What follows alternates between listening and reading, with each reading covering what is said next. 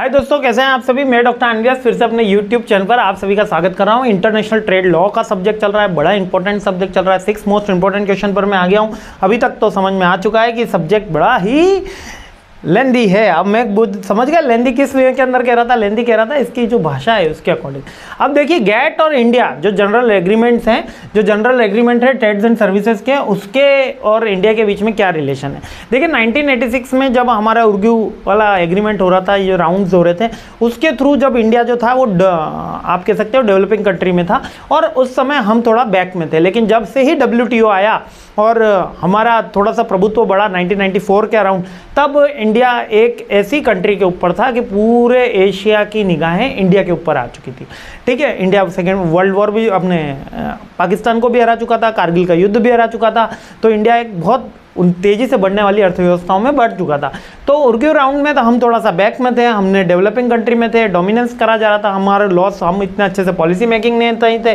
लेकिन जैसे ही हम उस पोजीशन में आए, WTO बना, information technology, health care, financial services, tourism, और 1990 का ही वो दौर था, याद रखना, जब LPG मॉडल यानी liberalisation, privatisation, globalisation, Manmohan Singh ji finance minister थे, उन्होंने बताया था कि ये कर देना चाहिए। और उसके कारण से हमारी पोजीशन इतनी साउंड हो गई कि हम professional services, IT, tourism, economy, health सब में आगे बढ़ गए। इसका एंगेजमेंट क्या रहा, हमारे कमिटमेंट रहा कि हम इतनी सप्लाई करेंगे ही करेंगे। Modes of supply, financial services, telecommunication, professional services, इन सब में हम आगे बढ़ते गए। और इसके दो क्रॉस बॉर्डर सप्लाई और नेचुरल पर्सन्स के बीच में अपनी बात हुई, यही दो, मोड 1 और मोड 4 बस। और इसके बाद अपने दोहा के एग्रीमेंट भी हुए।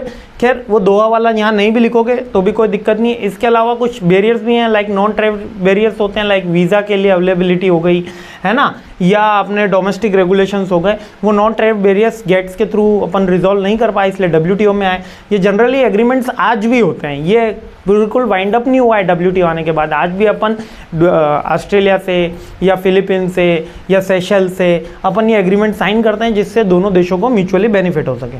क्लियर है, बहुत सिंपल सी चीज़ें हैं इसके अंदर अपन, लेकिन अपन को लिखना है क्योंकि ये लैंग्वेज यही रहने वाली है। और जिनके पास हमारी बुक है उनको तो काफ़ी फ़ायदा हो जाएगा इससे, क्योंकि काफ़ी सारी चीज़ें मैंने उसके अंदर ऑलरेडी इजीली वे के अंदर बता रखी है। और सबसे लेंदी बुक भी हमारी छोटी है, लेकिन सबसे लेंदी भी वही वाली है। ठीक है, हाँ, चलिए नेक्स्ट क्वेश्चन पे हमला बोलते हैं।